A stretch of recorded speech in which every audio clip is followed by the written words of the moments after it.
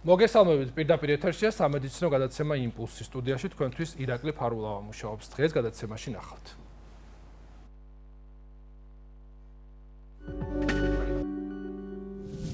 ქართველი პაციენტების მკურნალობა თურქეთის კლინიკებში. როგორ ხდება მოსახლეობის საზღვარგარეთ მკურნალობის დაფინანსება და რის საფუძველზე მიმდინარეობს პაციენტების შერჩევა. სტამბოლის ევროპულ ნაწილში მოღვაწე კარდიოქირურგი მანანა ნაგერვაძე რა გზა გაიარა ქართველმა ექიმმა თურქულ ჯანდაცვის სისტემაში მოხვედრამდე და როგორია მისი ერთი სამუშაო დღე.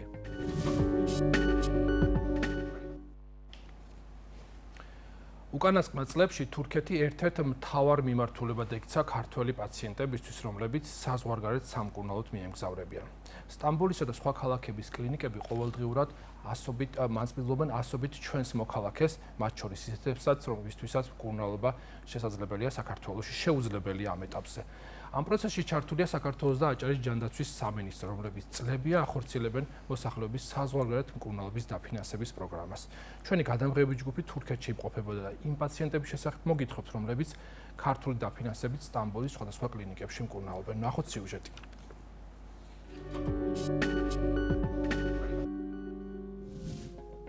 ქართველი პაციენტებისთვის თურქეთში სამკურნალოდ გამგზავრება დიდი ხანია ჩვეულებრივი მოვლენაა. ყოველთვიურად ასობით ჩვენი მოქალაქე სტუმრობს სტამბოლისა და სხვა თურქული ქალაქების კლინიკებს.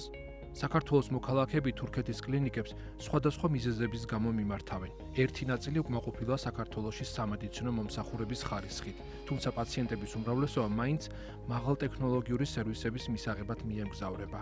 ევროპის სხვა ქვეყნებისგან განსხვავებით, მეზობელ ქვეყანაში სამედიცინო სერვისების ფასი შედარებით ხელმისაწვდომია.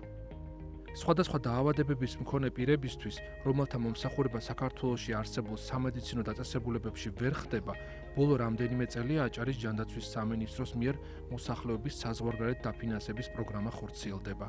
პროგრამის ფარგლებში ექსპერტების დასკვნის საფუძველზე თურქეთის კლინიკებში პაციენტების მაღალტექნოლოგიური მკურნალობა ფინანსდება. ბოლო 2 წელი ძალიან დიდი ნაკადი სიმსივნური დაავადებით მოდის საქართველოდან. მაგრამ მიზეზი არ ვიცი რა არის, მაგრამ მომატებულია რაოდენობა. მიხარია რომ საქართველოს ჯანდაცვა ჩვენს ქართველ პაციენტებს გვერდით უდგას.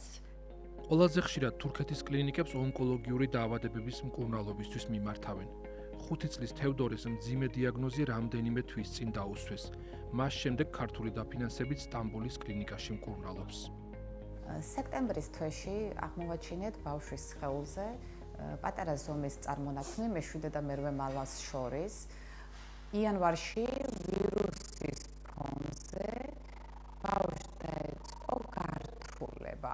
გადავწყვეტეთ თბილისში წაგვეყვანა გამოკვლევებისთვის. რო ჩავედით თბილისში და გავაკეთეთ გადაღება, აღმოაჩნდა მუცლის ღრუში წარმონაქმნი, რომელიც იზრდებოდა მუცლის ღრუში და გარედან არანაირი შეხედულება არ ჰქონდა და ზრდა ამ წარმონაქმნს. შემდეგ თბილისში გადავწყვიტეთ, რომ ბავშვს ესაჭიროებოდა მაღალტექნოლოგიური კვლევა და გადავწყვიტეთ, რომ სტამბოლში გაგვეგრძელებია კვლევები დიაგნოზის დასასმელად, სწორი დიაგნოზის დასასმელად და სწორი მკურნალობის გასაგრძელებლად. არ ველოდებოდით ამ დიაგნოზს ჩვენ. დაიწყენ მკურნალობა, სანამ საქართველოს ჯანდაცვას მივმართეთ, აჭარის ჯანდაცვას მივმართეთ, დიაგნოზი გავაგზავნეთ, შეივსო ფორმა 100, გაგვიწია დახმარება საქართველოს ჯანდაცვამ, აჭარის ჯანდაცვამ და მათი დახმარებით დავიწყეთ მკურნალობა, უკვე გავდივართ მე-4 თვეს მკურნალობის, კიდე 6 კურსი გვაქვს ჩასატარებელი, შემდეგ გაგვიკეთდება გამოკვლევები ხელმეორედ, გადაღებები. თევდორეს მკურნალობის პირველი ეტაპი წარმატებით დასრულდა. როგორც მკურნალი ექიმი ამბობს, ამ დროისთვის პატარა პაციენტის მდგომარეობა მნიშვნელოვანი გაუმჯობესებისკენ მიდის. პირველი ეტაპის დასრულების შემდეგ მდგომარეობა შევაფასებთ და იმის შესაბამისად გავაგრძელებთ მკურნალობას. ამ ეტაპზე მკურნალობის შედეგად პაციენტის ავთვისებიანი წარმონაქმნის პირველადი კერა სრულად გაქრა და ექვემდებარება მკურნალობას. საწყის მდგომარეობასთან შედარებით, როდესაც თევდორეს მაღალი ტემპერატურა, უმადობა და მძიმე მდგომარეობა აღენიშნებოდა, დღეს სიტუაცია რადიკალურად გაუმჯობესდა და არსებული დინამიკა ოპტიმიზმის საფუძველს გვაძლევს. კიბოს მკურნალობა თურქეთში სამედიცინო ტურიზმის წამყვანი მიმართულებაა. ონკოლოგია თურქეთში განვითარებულია როგორც დიაგნოსტიკური, ისე ქირურგიული, სხიური და მედიკამენტური მკურნალობის მხრივ. ყოველდღიურად აქ უამრავი ქართველი პაციენტი მკურნალობს. თანამედროვე სხიური თერაპია გულისხმობს მაღალი ენერგიების რადიაციული გამოსხივების გამოყენებას ზუსტად იმ არეალში, სადაც სიმსივნური ქსოვილია. დასხივება ხდება სხვადასხვა კუთხიდან და სხვადასხვა სიმძლავრით, რაც საშუალებას გვაძლევს დავიცვათ ირგვლივ მდებარე ქსოვილები და მხოლოდ კონკრეტულ არეალში ვიმოქმედოთ. მარტივად რომ ვთქვათ, თანამედროვე მაღალტექნოლოგიური აპარატურა საჭირო სარგებლის და ზიანის დაბალანსების საშუალებას გვაძლევს. საქართველოდან ჩამოსულ პაციენტებს, რომლებსაც უკვე აქვთ დადგენილი ონკოლოგიური დაავადებების დიაგნოზი ან დიაგნოსტიკა ჩვენს კლინიკაში უტარდებათ, ვთავაზობთ თანამედროვე ონკოლოგიის ყველა მეთოდს. ოპერაციული ჩარევის გარდა საჭიროების შემთხვევაში ვიყენებთ ქიმიოთერაპიას, იმუნოთერაპიას და რადიოთერაპიას. ეს მეთოდები ტარდება თარგეტულად, ანუ მიზანმიმართული ზემოქმედებით კონკრეტულ სიმსივნეზე, რაც უზრუნველყოფს მაქსიმალურ ეფექტურობას. თანამედროვე ქირურგიული მიდგომების გამოყენება გახდა საჭირო საქართველოდან ჩამოსული კიდევ ერთი პაციენტის შემთხვევაში. ხორხის ბრტყელუჯრედოვანი კარცინომის ამოსაკვეთად განხორციელებული ურთულესი ოპერაციის შედეგად პაციენტისთვის ხმის იოგების შენარჩუნება გახდა შესაძლებელი. აღნიშნული ოპერაციის ჩატარებას ქართული დაფინანსებით მოხდა. ერთი თვის განმავლობაში მეუღლეს დაეკარგა ხმა. მივედით ერთ-ერთ კლინიკაში ბათუმში, ხო და გვითხრენ, რომ აღმოუჩნდა პოლიპები. პოლიპები, მაგრამ ჩვენთან ეგ ჩემი პაციენტი არ არისო და არ მეტი დრო ბევრი არ მჭირდებოდა, რომ მომეკიდა ხელი მეუღლეზე და წავედით თბილისში. გაგვიშვენ ბიოპსიაზე, როში ამოწმენ, შემოწმების მერე გაგვიშვენ ბიოპსიაზე. ბიოპსიის პასუხს ველოდებოდით 10 დღე. მე ვიდა პასუხი იყო, არ იყო კარგი პასუხი. არ მithქვია მეუღლეზე, ხო და გადავწყვიტეთ სასწრაფოდ წამოვსულიყავით თურქეთში. პაციენტი უკვე ხორხის კიბოს დიაგნოზით შემოვიდა ჩვენს კლინიკაში. დეტალური გამოკვლევების შედეგად დიაგნოზი დაზუსტდა და შემუშავდა სტრატეგია. რთული ოპერაციის შედეგად ამოვკვეთეთ სიმსივნე. ჩავატარეთ რეკონსტრუქციული ოპერაცია ხმის შესანარჩუნებლად და მოხდა ირგვლივ მდებარე ლიმფური კვანძის გასუფთავება. ამჟამად პაციენტის მდგომარეობა დამაკმაყოფილებელია და მალე საკუთარ ქვეყანაში დაბრუნდება. სამედიცინო მომსახურების დაფინანსებისთვის პაციენტმა ან მისმა კანონიერმა წარმომადგენელმა აჭარის ავტონომიური რესპუბლიკის ჯანმრთელობისა და სოციალური დაცვის სამინისტროს უნდა მიმართოს პაციენტის სამედიცინო მომსახურების დაწყებამდე ან სამედიცინო მომსახურების პროცესში.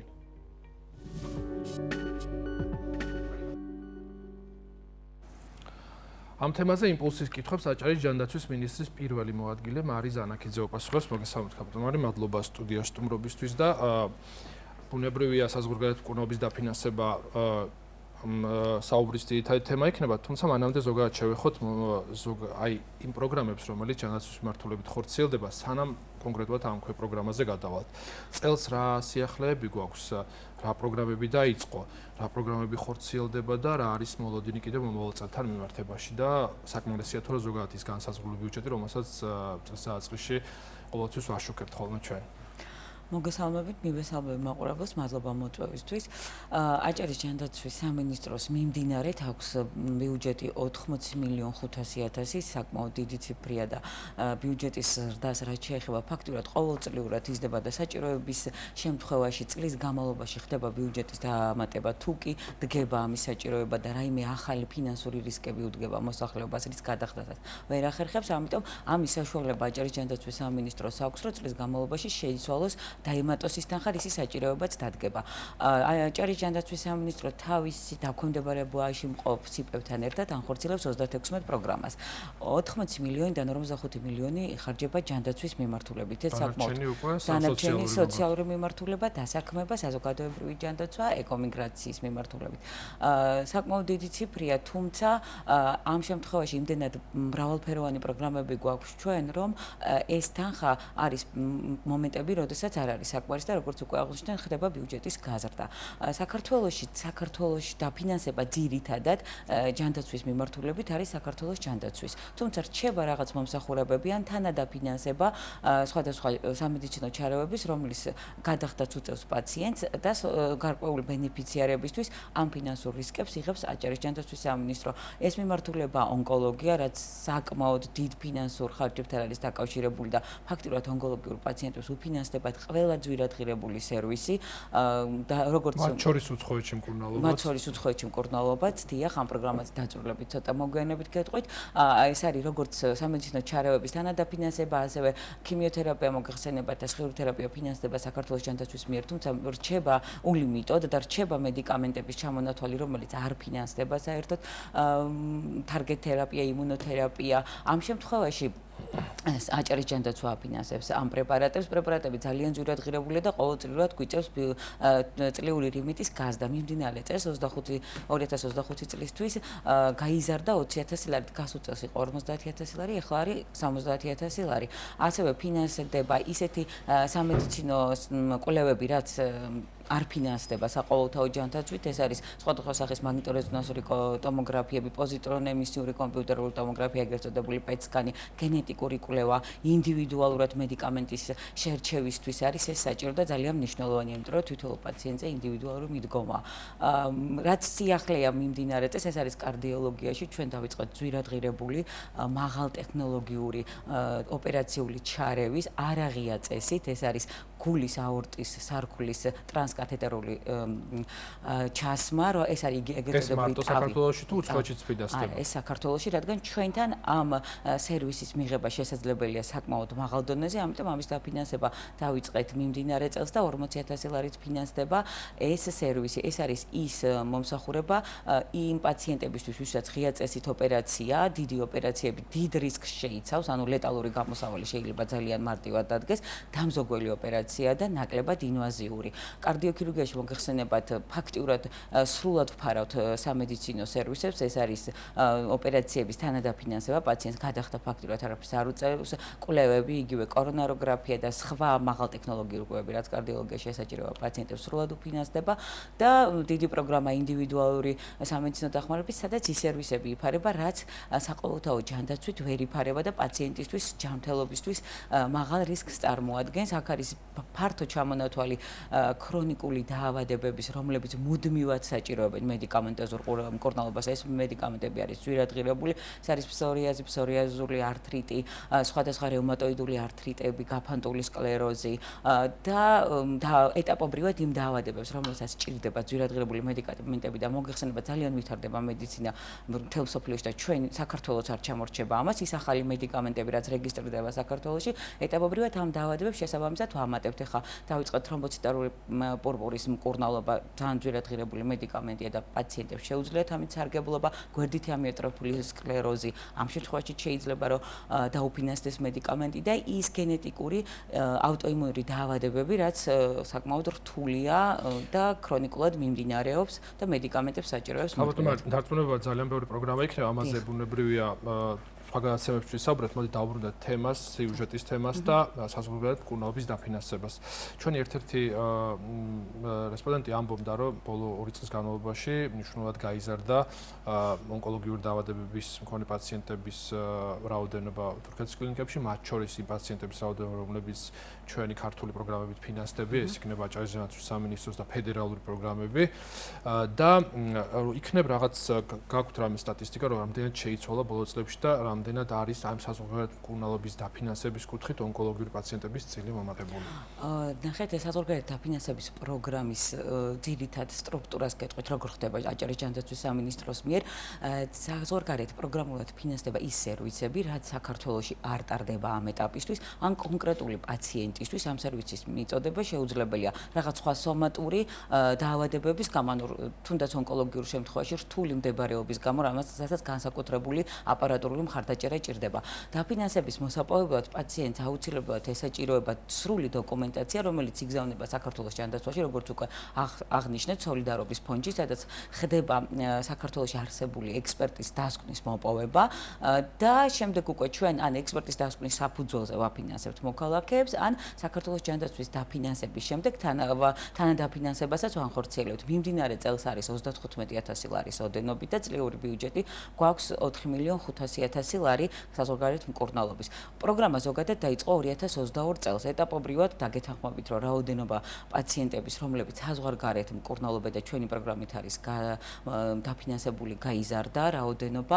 პირველ წელს ციფრით თუ ზუსტად მახსოვს 90 პაციენტი იყო და მიმდინარედ, ეს არის სრული წესმონაცემი და მიმდინარედ ნახევარი წელია და უკვე 78 პაციენტმა 2025 წელში ისარგებლა საზღვარგარეთ დაფინანსების მკურნალობით. სხვადასხვა ნიუანსები აქვს დაფინანსებას. ჩვენ გვაქვს დავა ზუსტად ასევე რომ ეს მხოლოდ არ არის მხოლოდ თურქეთი და მე მეღნიშნა ახლა აქ არ არის აუცილებლად და ყოველთვის არ ფინანსდება თურქეთში, ეს არის გერმანია, ისრაელი, საფრანგეთი, ესპანეთი, ბელორუსია.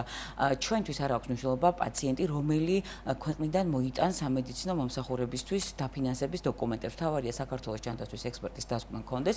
ჩვენ ძალიან ბევრჯერ გადაგვირიცხავს თანხა გერმანიაში, განსაკუთრებით ონკოლოგიის მიმართულებით და ბავშვთა ონკოლოგიის მიმართულებით და მინდა აღვნიშნო მიმდინარე წელს სიახლე საზღვარგარეთ მკურნალობაში ეს არის ფილტვის ტრანსპლანტაცია. ჩვენ უკვე 3 წელია ვახორციელებთ გულის ტრანსპლანტაციას და ეს არის გვამული ტრანსპლანტაცია და ბევრ ქვეყანაში არ ტარდება, სულ რამოდენიმე ქვეყანა ამ მსოფლიოში, სადაც გვამული ტრანსპლანტაცია ფინანსდება და 4 პაციენტი. კანონმდებლობა ხელს უწყობს, რომ განხორციელდეს და არა ტექნოლოგია ესე დავაზუსტოთ. რა თქმა უნდა, კანონმდებლობა უწყობს ხელს, თორემ ხა თურქეთში შესაძლებელია და საკმაოდ მაღალ დონეზე ატარებენ გერმანიაში, ესპანეთში, თუმცა ეს ქვეყნები გვამურ ტრანსპლანტაციას არ მიმართავენ. ეს არის რამოდენიმე ქვეყანა, სადაც ხდება დაფინანსება. ჩვენ ყავს 4 გული გადანერგილი პაციენტი, ვისაც საზღვარგარეთ დაუფინანსდა გულის გადანერგვა. მიმდინარე წელს დავამატეთ ფილტვის ტრანსპლანტაცია და გულის და ფილტვის ტრანსპლანტაციის ერთეული შემთხვევის თანხა არის 250,000 ლარი. ეს არის საბაზრო ღირებულებით მიღებული თანხა და ასევე ძვლის ტვინის ტრანსპლანტაცია, ეს არის ონკოჰემატოლოგიურ პაციენტებში. უკვე გასულ წელს დავიწყეთ ბავშვებში, როგორც წესი, ყოველთვის საზღვარგარეთ ფინანსდებოდა, რადგან საქართველოში ამ სერვისის მიწოდება ამ ეტაპისთვის ვერ ხერხდება. მიმდინარედ გვაქვს საზღვარგარეთ ფინანსდება როგორც ბავშვთა ასაკი, ასევე მოზრდილები, ოღონდ იმ თანხის შესაბამისად, რასაც საქართველოში ვაფინანსებთ. მინდა აღვნიშნო, რომ თანაბარი რაოდენობით არის პაციენტები, მაგალითად 2024 წელს სულ 29 ტრანსპლანტაცია ჩატარდა ძვლის ტვინის, 14 ჩატარდა საზღვარგარეთ, 15 საქართველოში. ბავშვებში მაინც ძირითადად არის საზღვარგარეთ მკურნალობა ამ კუთხით. საქართველოს ჯანდაცვას აქვს საკმაოდ კარგი პროგრამა ბავშვთა ონკოლოგიის მიმართულებით და აქვს ესპანეთის, ისრაელის და თურქეთის რამოდენიმე კლინიკასთან ხელშეკრულება. არის დაავადებები საქართველოს ჯანდაცვის დაფინანსებით, სადაც არის სრული დაფინანსება ამ დაავადების. ანუ თურქეთშიც რამოდენიმე კლინიკა, რაც ჩამონათვალი არსებობს, ესპანეთშიც და ისრაელშიც. ამიტომ პაციენტი როცა კონკრეტული ნოზოლოგიების მიხედვით ისაზღვრება თუ ბავშვთა ონკოლოგია, ძირითადად ბავშვთა ონკოლოგია, რაც პრობლემა. ექსპერტების დასკვნის საფუძველზე როგორ ხდება, რა მოცულობით უნდა მოხდეს თანხის დაფინანსება, რა ეტაპზე უნდა მოხდეს აი ეს პროცედურა? ნახეთ როგორ არის, ძირითადად პაციენტები როცა გაედინება საზღვარგარეთ მკურნალობის და დაფინანსების მოსაპოვებლად, პირველადი კონსულტაციის ჩატარების შემდეგ ყველა პაციენტს აქვს, ეს არის გეგმიური ჩარევები, ძირითადად ყველა პაციენტს აქვს შესაბამისი დოკუმენტაცია, შესაბამისი ანგარიშ ფაქტურა, ეპიკრიზი იმ ქვეყნიდან, სადაც იყო კონსულტაციაზე, ქართველი ექიმების დასკვნები და ეს იგზავნება უკვე მიეწოდება ექსპერტს. ეს წინასწარ აუცილებელია და საჭიროა და სასურველია, რომ წინასწარ მოხდეს ამ ყველაფრის მიღწევა, დოკუმენტაციის გადაგზავნა, დაფინანსების მოპოვება, თუმცა ძალიან იშვიათ შემთხვევაში ერთი პაციენტი ამბობს, რომ საკუთარი სურვილით წავიდა, შემდეგ მოხდა ფორმაციის საფუძველზე. ეგ უნდა მეთქვა, არის შემთხვევები, მაგალითად, როცა ურგენტულად თვითონ კლინიკა ითხოვს პაციენტის საზღვარგარეთ მკურნალობას, ამ შემთხვევაში უკვე პაციენტი ხვდება საზღვარგარეთ კლინიკაში და სანამ გამოეწერება დასრულდება მკურნალობა, უკვე ექსპერტებს ეგზავნებათ დოკუმენტაცია და ამის შემდეგ დადასტურების შემთხვევაში, რა თქმა უნდა, საქართველოს ჯანდაცვას აქვს თავისი ლიმიტი და როგორც გითხარით, ჩვენს გვაქვს მიმდინარე 35,000 ლარი საზღვარგარეთ დაფინანსებისთვის. არის ბავშვთა ონკოლოგიის მიმართულება, სადაც როგორც აღნიშნე, საქართველოს ჯანდაცვას აქვს ექსპერტის დასკვნის გარეშე დაფინანსება ულიმიტოდ. ჩვენც აჭარის ჯანდაცვის სამინისტრო მიმდინარე შევიტანეთ ცვლილება და და მაშინ როცა პაციენტს აქვს მკურნალობა ჩატარებული თურქეთში, იგივე ოპერაციული მკურნალობა ან გერმანიაში, რომელიმე სხვა ქვეყანაში, შუალედური კვლევები, რომელიც ეხება ამ დაავადებას. მაგალითად, ეს არის ონკოლოგიური დაავადებები ბავშვთა 18 წლამდე და თავის ტვინის კეთილთვისებიანი სიმსივნეები. როდესაც პოსტოპერაციულად ჭირდება კვლევების ჩატარება, უკვე იმიტომ რომ დროულად მოხდეს ამ სერვისის მიწოდება და ექსპერტის დასკვნა აღარ იყოს, აქ დახსნისთვის აღარ დაიკარგოს დრო, დასკვნის გარეშე პირველადი დასკვნის საფუძველზე ვაძლევთ დაფინანსებას მოქალაქეებს. არის ასევე PET-CT, ანუ პოზიტორიუმისული კომპიუტერული ტომოგრაფია, ეს არის წინამდებარე ჯირკვლის ავთვისებიანი სიმსივნის დროს. ამ შემთხვევაში კვლევა ტარდება განსაკუთრებით რთული პრეპარატით, რომლის შემოტანა საქართველოში არ ხდება და ეს არის გალიუმი. ამიტომ ამ შემთხვევაში როცა ექიმი კონსილიუმის დამზადების ადგილას უნდა მოხდეს რამდენიმე საათის განმავლობაში და ექიმი კონსილიუმის დასკვნა აქვს, თulis რომ საჭიროა ეს კვლევა, ეს პოზიტორიუმისული კომპიუტერული ტომოგრაფია, რაც საქართველოში არ ტარდება.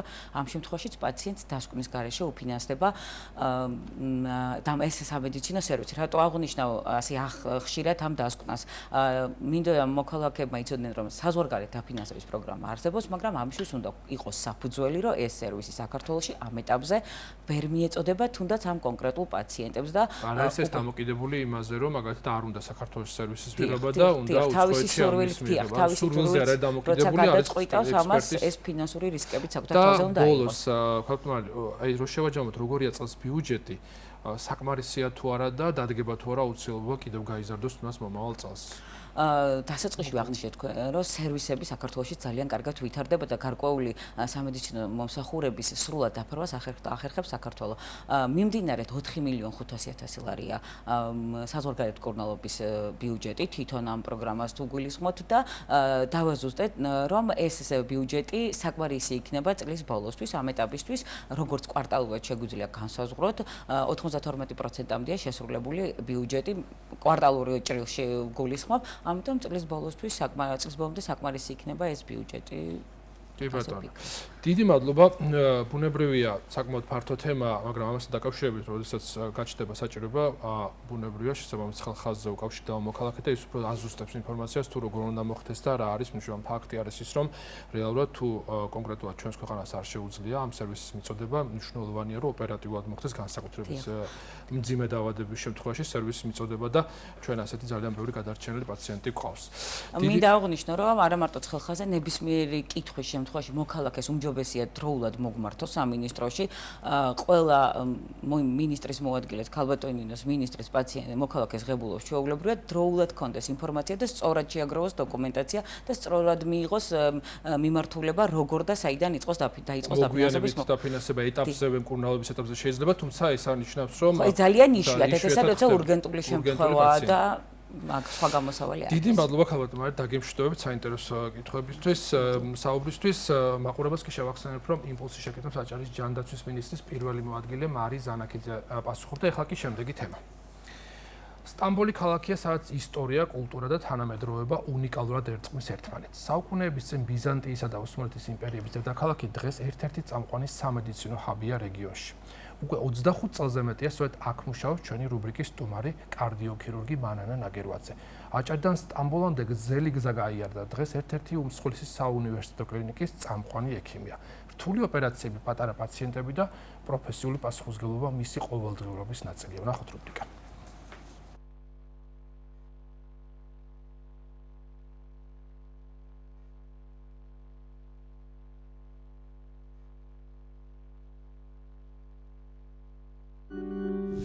ჩვენი ახალი რუბრიკა იმპულსი ევროპაში ამჯერად თურქეთის ქალაქ სტამბოლის ევროპულ ნაწილშია.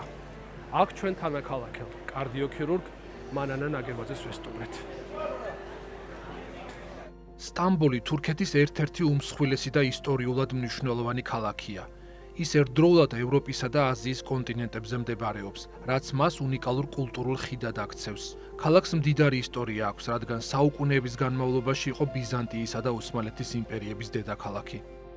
ჩვენი რუბრიკის იმპულსი ევროპაში სტუმარი, კარდიოქირურგი მანანა ნაგერვაძე სტამბოლის ევროპულ ნაწილში მდებარე მედიკალ პარკის საუნივერსიტეტო კლინიკაში უკვე რამდენიმე წელია წარმატებით მუშაობს. აჭარაში დაბადებულ ექიმს ყოველდღიურად რამდენიმე რთული ოპერაციის ჩატარება უწევს, თუმცა ჩვენი გადამღები ჯგუფისთვის დრო მაინც გამონახა. მე დავიბადე საქართველოს ერთ-ერთ ლამაზ კუთხეში, რომელსაც აჭარა ქვია და აჭარის ერთ-ერთ ლამაზ კუთხეს, რომელსაც მაჭახლის ხეობა ქვია. დავიბადე ძალიან განათლებულ ოჯახში. დედა პედაგოგი იყო, ჩემი და სხვათა შორის დაწყებითი კლასის მასწავლებელი ის იყო. პირველად წერა-კითხვა დედამ შემასწავლა, ასე რომ ვთქვა.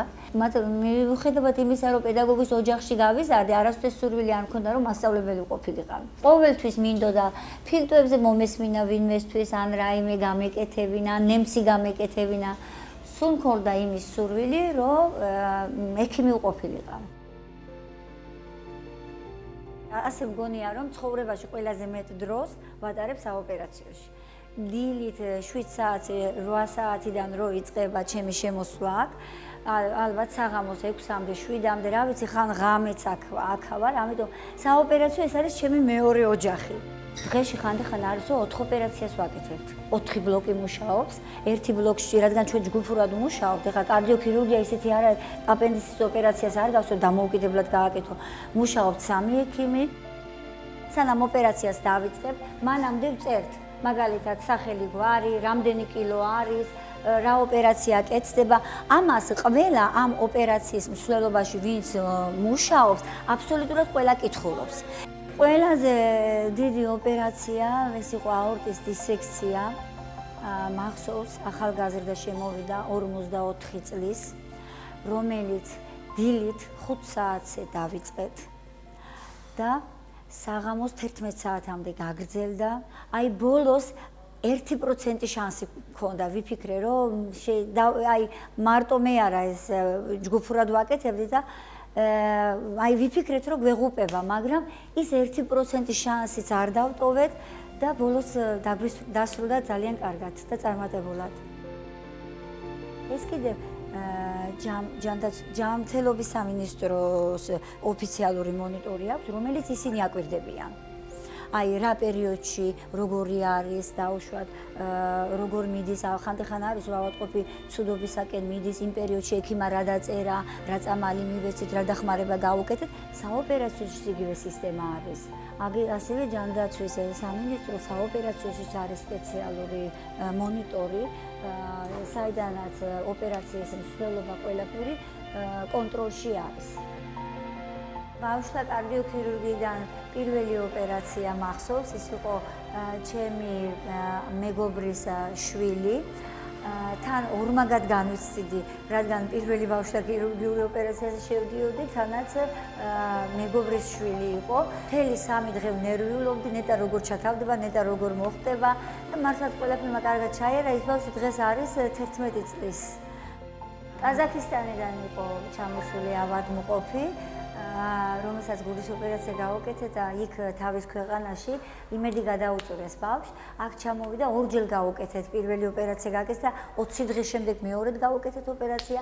2 თვე დარჩა ბავშვი აქ და რომ უკან დაბრუნდნენ, დამირეკეს რომ ჩემ ბავშვს სახელი ოფიციალურად ვუცვლით და თქვენ სახელს ვარქვევთ. თავიდან ეგონათ რომ ნანამ ერქვა, ნანას მეძახულე. იმის შემდეგ გაარკვეს რომ მანანამ ერქვა და ჩემი სახელი დაარქვეს ბავშვს.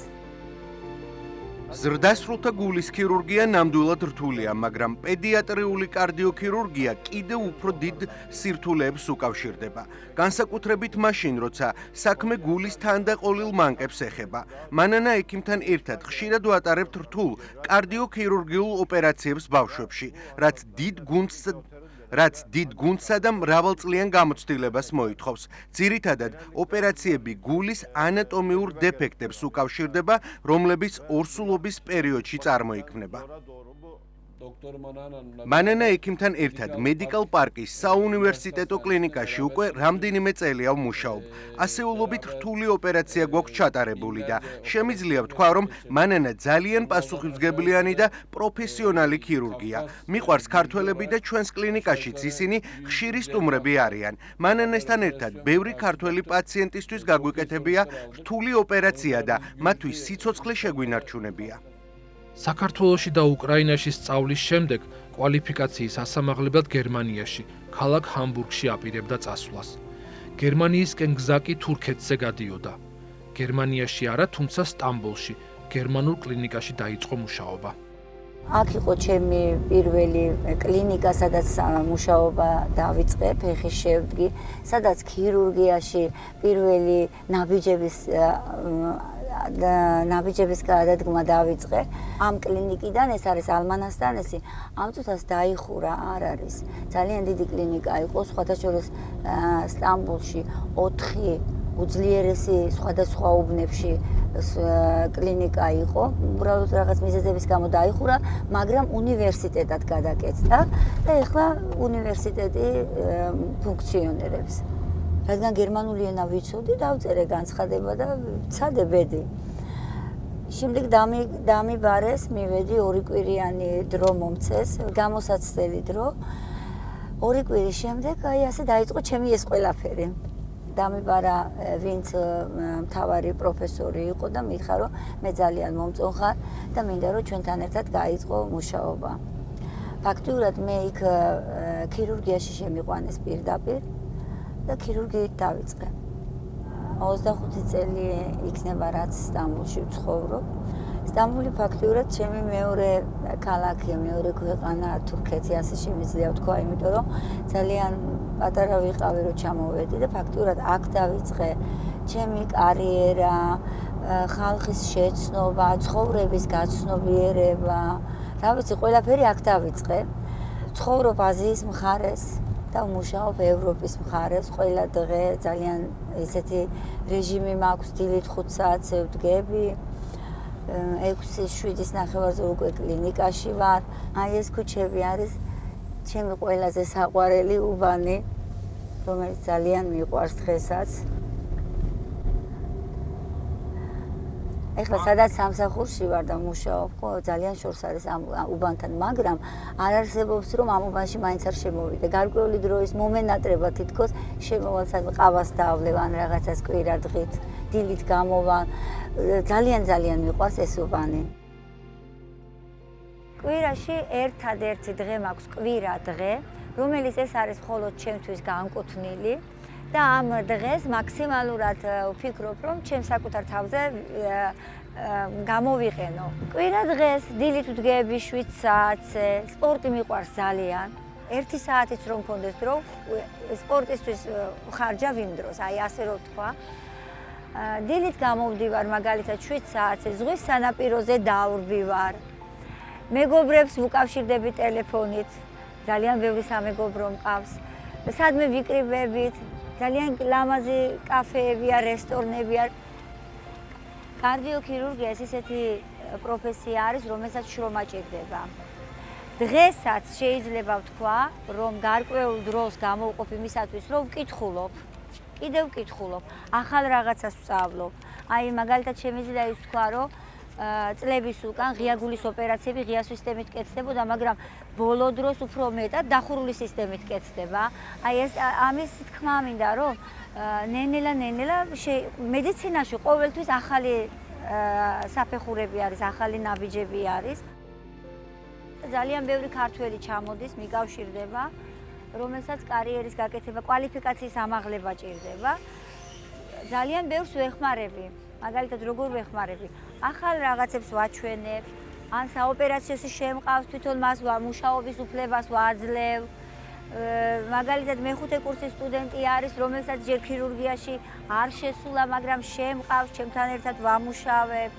რა ვიცი, მაქსიმალურად ის დრო, რომელიც ქართველ სტუდენტს თუ ექიმს გამოყოფილი აქვს თურქეთში კვალიფიკაციისთვის, მაქსიმალურად მინდა რომ ძალიან ბევრი რამე წაიღოს საქართველოში.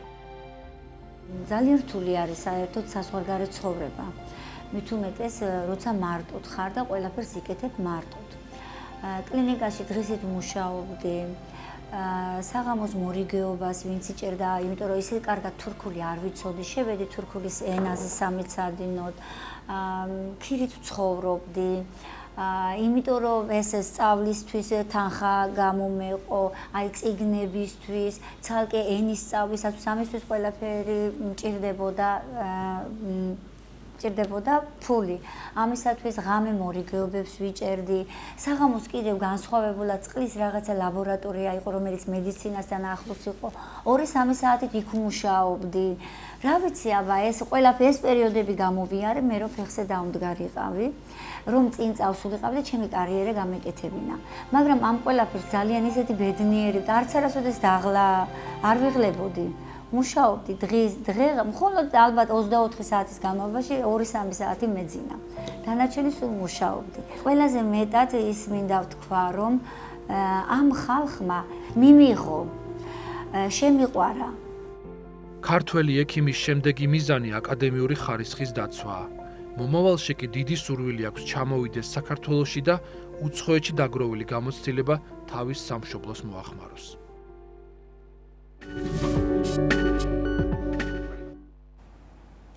დღეისათვის კი სულ ეს იყო. ჩვენი გადაცემა დასასრულს მივახოთ და მომავალ შეხვედრამდე.